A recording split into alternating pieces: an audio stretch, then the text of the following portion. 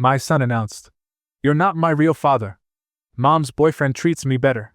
I just said, all right. Then I cut off his private school payments and sold his car. 3 days later, his mom was threatening legal action and calling me nonstop. I don't even know why I'm writing this, but honestly, man, sometimes you just gotta vent somewhere where nobody knows you. I've been sitting on this for months now, trying to keep my cool, but yeah, it still burns.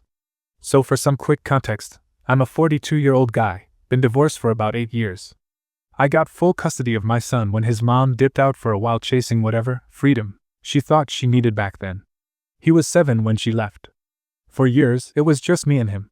I worked my *** off, like real old school, double shifts, side gigs, cutting corners everywhere just to keep him fed, clothed, and in one of the best private schools in town. Not cause I wanted to flex or anything, but because I wanted him to have the kind of shot at life I didn't. Now here's where it gets fun. His mom? She pops back into the picture when he hits around 14. Out of nowhere. Suddenly she's found herself, and ready to reconnect. And I'm like, whatever, I'm not gonna stand between a kid and his mother. I figured he's old enough to make his own judgments, and frankly, I was too damn tired to fight her on it. Fast forward a year. She's got herself some new boyfriend, one of those guys who thinks wearing designer belts automatically makes you successful. You know the type. Loud, flashy, always posting his car on Instagram like anyone gives a damn.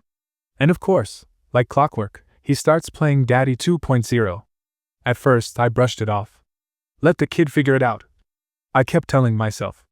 But you start noticing little shifts. My son acting colder, distant. Suddenly I'm not as fun, or cool, as Mr. Ferrari over there. But again, whatever. Teenagers, right? Until that one damn conversation. That was the moment everything flipped. So one night, we're sitting in the kitchen, nothing crazy, just normal weekday stuff.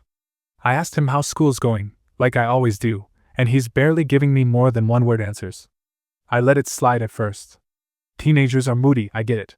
But then, out of nowhere, he just looks up from his phone and drops it.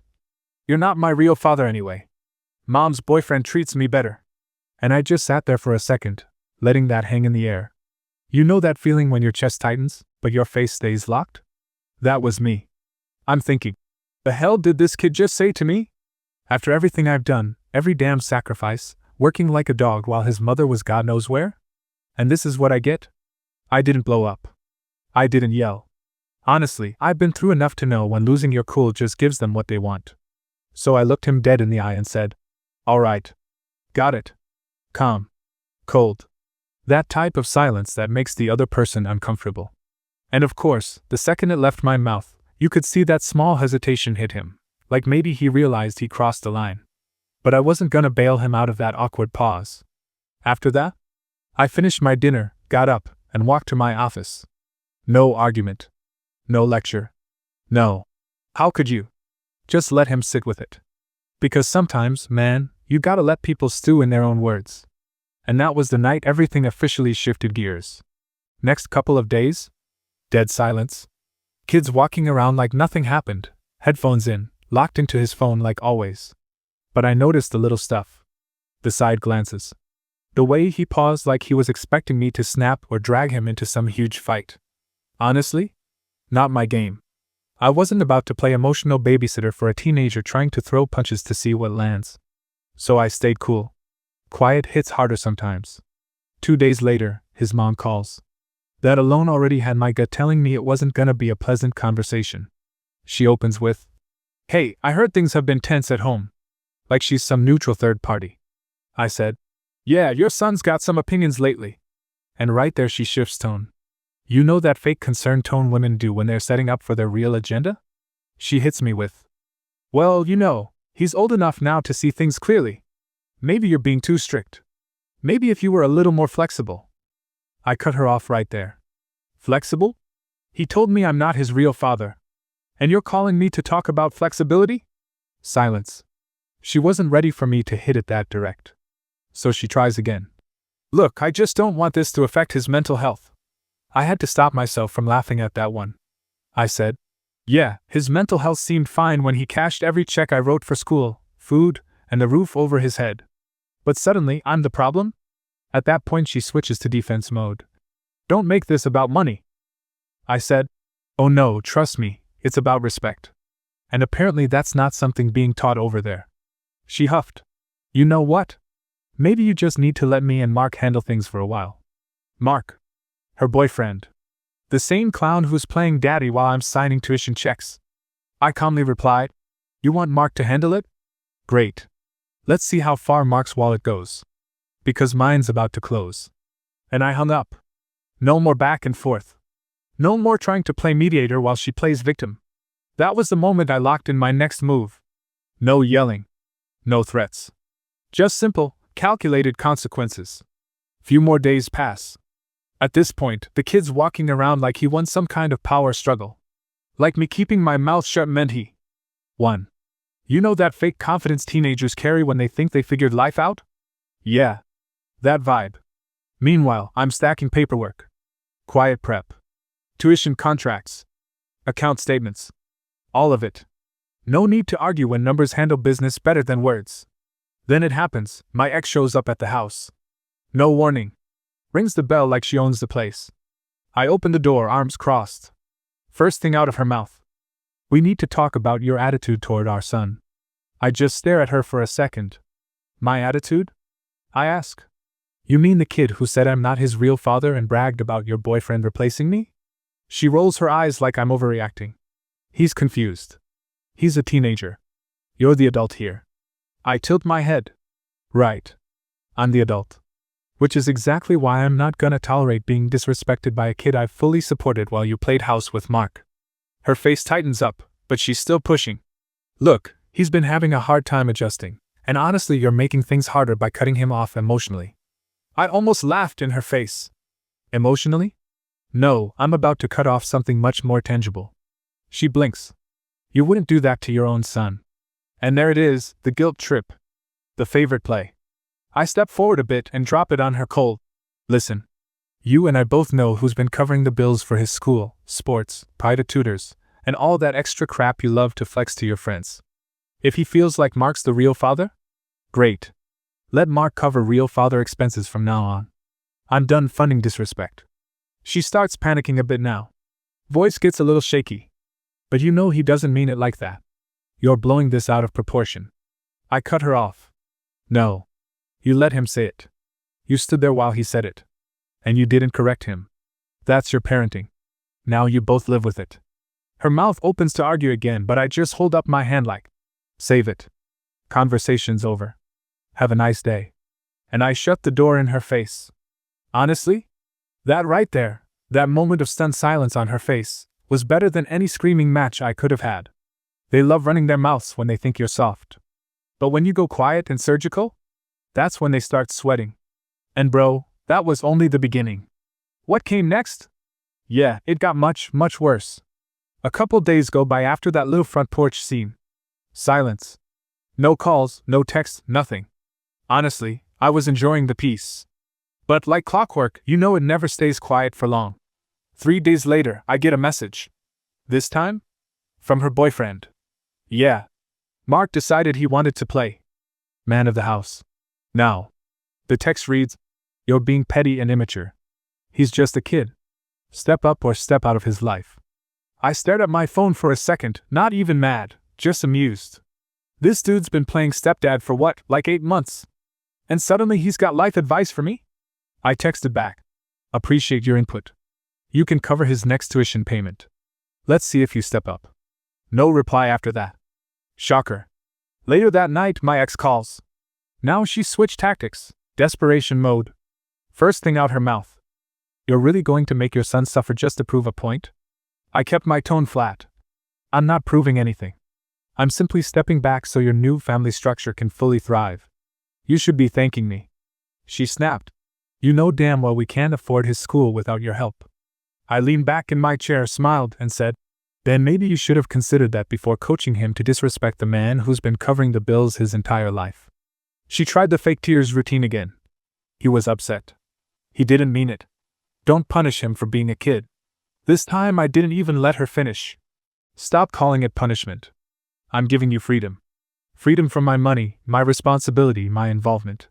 You wanted a fresh start? Congrats. This is what starting over looks like. The line went dead silent for a moment, Then she tried one last Hail Mary. We'll take you to court if you abandon your responsibilities. I chuckled. Court? Go ahead. Everything's documented.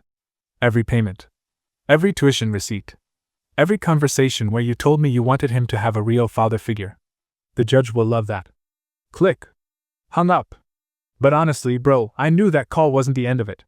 You could feel the storm brewing. And sure enough, 48 hours later, the real circus started. So a couple more days roll by. Quiet again. You know that kind of quiet where you know it's not peace, it's just people regrouping? Yeah. That. And then it came, the family roundtable. Her parents. Her sister. Group call, full committee assembled. Like I was about to get an intervention.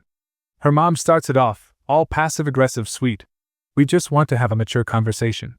For the sake of your son. I let her talk, sipping my coffee. She continues. Whatever differences you and my daughter have, please don't punish your child financially. I finally cut in. He's not being punished. He made a choice. Y'all stood there and clapped when he called me not his real father in my own house. Remember that?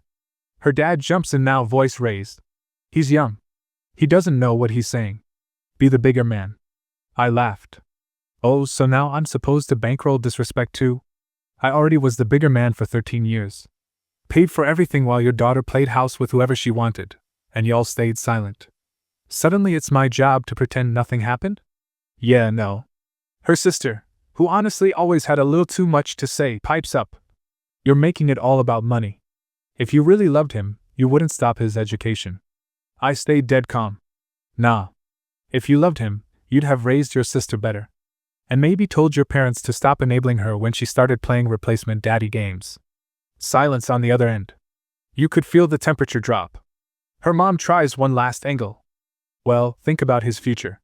He won't forget that you abandoned him. I smiled. He'll also remember who planted the idea that I was never his real father to begin with. Actions have consequences. They hung up. No goodbye, no resolution, just awkward silence. And here's the thing, man. I knew they were rattled. Because when people run out of arguments, they start running to other people. Which is exactly what they did next. 2 days later, I get a call from my ex-wife's lawyer. Now they want to get official. Try to renegotiate child support, frame it like I'm abandoning my obligations. This was the part they didn't get. I was 10 steps ahead already. Everything was documented. The texts, the calls, even recordings of these little family meetings. Her lawyer starts off real slick. My client is concerned about the financial well-being of the child. I cut him off. Your client should have been concerned when she let her boyfriend convince my son I wasn't his father. Now she gets to finance that belief. Dead silence on the other end. I continued. File whatever you want. I'm ready. The dude sighed, like even he knew this was a losing game. And honestly, that's when I knew the real storm hadn't even hit yet. Because they weren't just desperate now. They were panicking. And when people panic, they make mistakes. So a week later, here comes round 2, but this time through mutuals. Friends. Co-workers. People I hadn't heard from in months suddenly acting concerned. Like clockwork. First it's Mike, old buddy from work, calls me out of the blue. Hey man, just checking in. Heard things got tense with your ex and the kid. Maybe you should think about what's best for him, you know? I laughed into the phone. Mike, don't pretend like you're just checking in. Who put you up to this? Her? Her sister? Both? Silence. He finally mumbles. Look, bro, I'm just saying, maybe you should reconsider. No need to make it ugly. I cut him off. Mike, it's already ugly. I didn't make it that way. But I'm not gonna be the clown footing the bill while everyone else plays house behind my back. Tell whoever sent you that message. And I hung up. 2 days later, her boyfriend reached out directly. Yep. The same clown my kid was calling. Real dad. A few weeks back. Man actually texted me. We both know you were never much of a father. Why not let me take full custody? Less headache for you, right? I just stared at the message for a second, then wrote back. Sounds like a great idea. Let's have your financials ready for the judge then. He never replied after that. But that wasn't even the peak. The rail bomb came when my ex herself showed up at my office.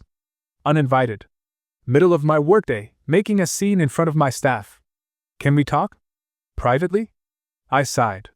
My coworkers looked like they were watching a live soap opera. I motioned for her to step into the conference room. She started right in. Look, you've made your point. But this is hurting our son. Can't you just pay for his school? You're being petty. I leaned back in the chair. Petty? No. I'm being consistent. He made a choice.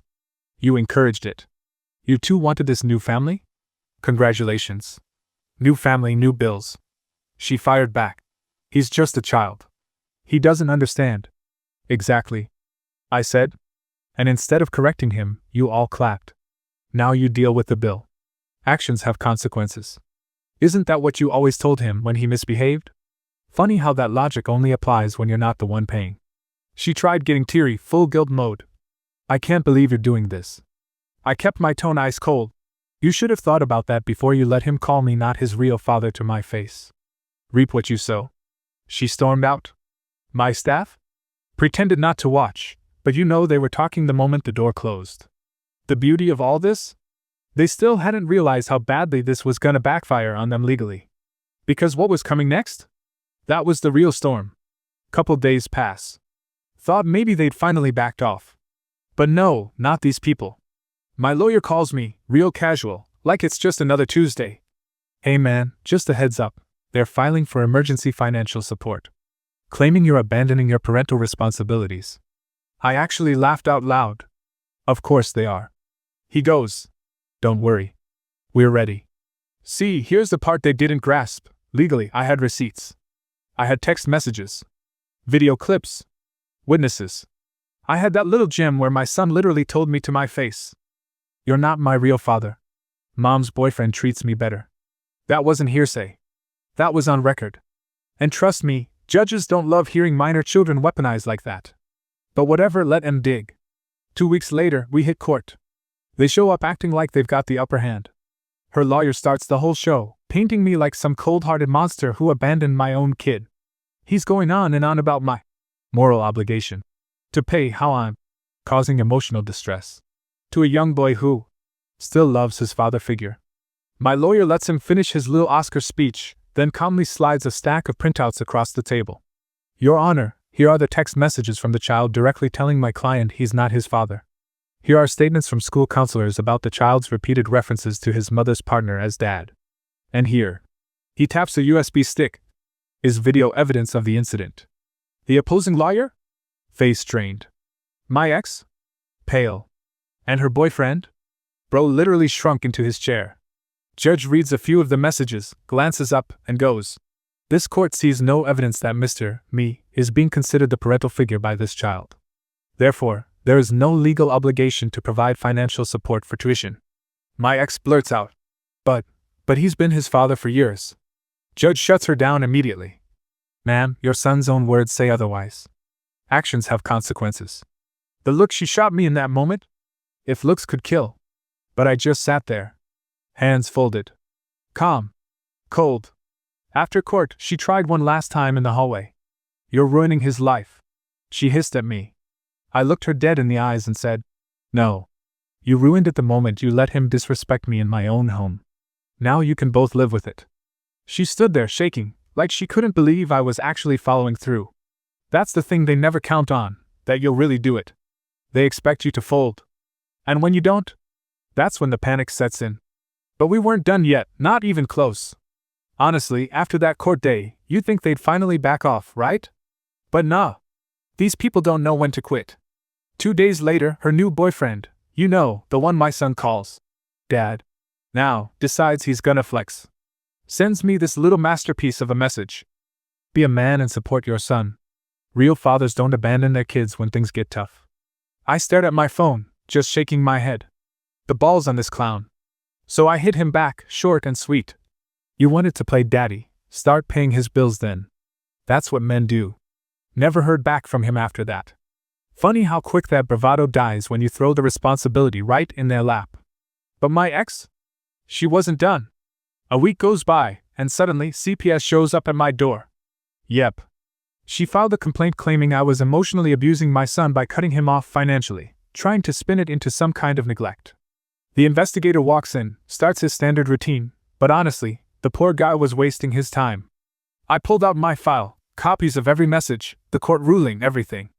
The dude barely got through reading before he shut his folder and said, "I'm gonna write this up as unfounded. But between you and me, man, this is ugly. Tell me about it." I said. "They're desperate." He nods, says, "Happens more than you'd think. People start playing games with kids when they lose control.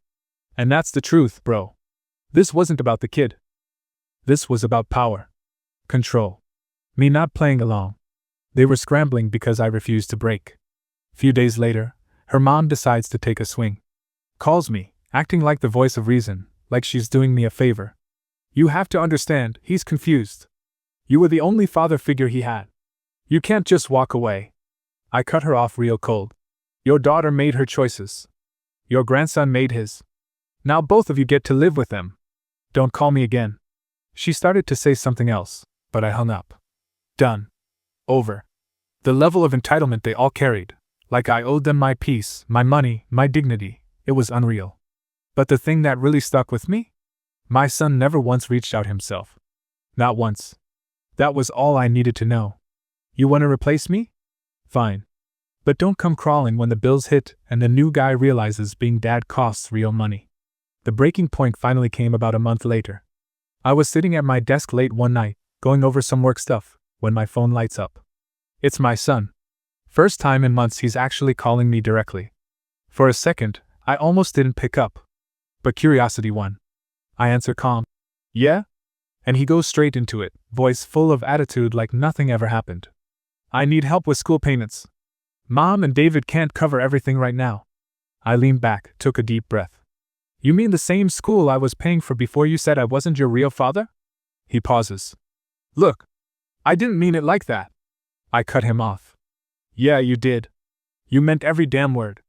And you know what? You're old enough now. You made your choice. You wanted David to be the man? Let him handle the bills." His tone shifts instantly. Now he's frustrated, defensive. "It's not fair. You raised me. You're just abandoning me?" I laughed, cold. "No, son. You abandoned yourself when you spit in my face and thought there'd be no consequences. I don't reward betrayal.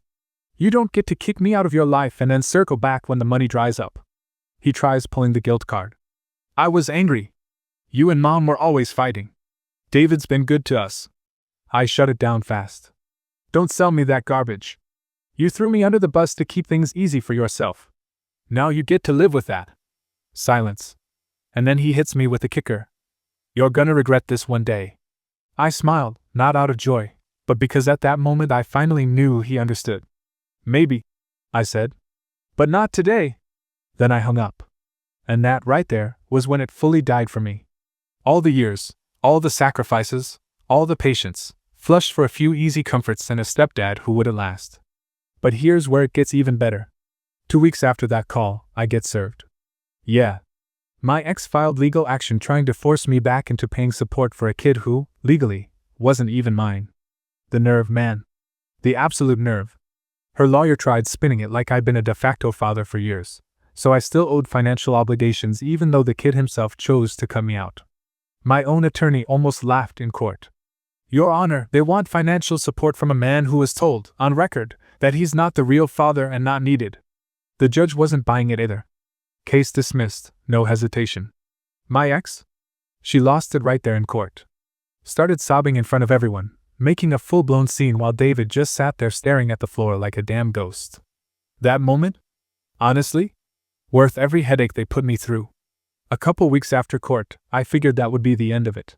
But you know people like them, they don't know how to stop digging. My ex starts blowing up my phone again. First it's texts. "You're heartless. You raised him like your own. He needs you." Then the voicemails start rolling in. Full-on fake tears. "I can't believe you do this to your own son. We were a family. Lady, you broke the family. You brought your little boyfriend into our house before the ink was even dry on the divorce papers. Don't sit here now playing victim." But whatever, I ignored all of it. No response. Then comes the cherry on top.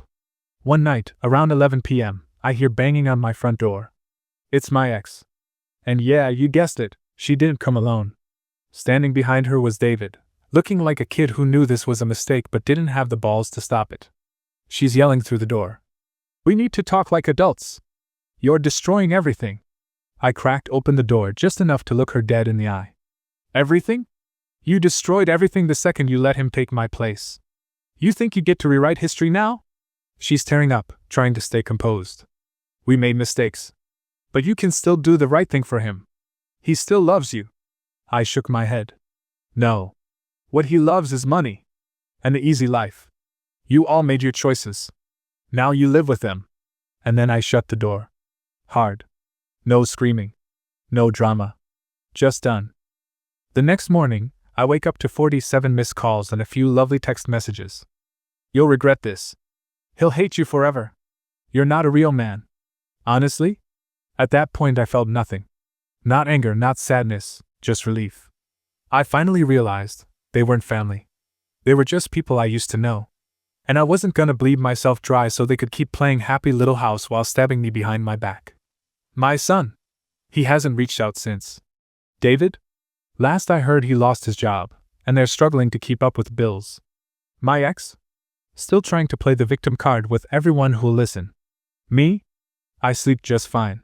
Sometimes you gotta let people crash and burn on their own. That's real peace.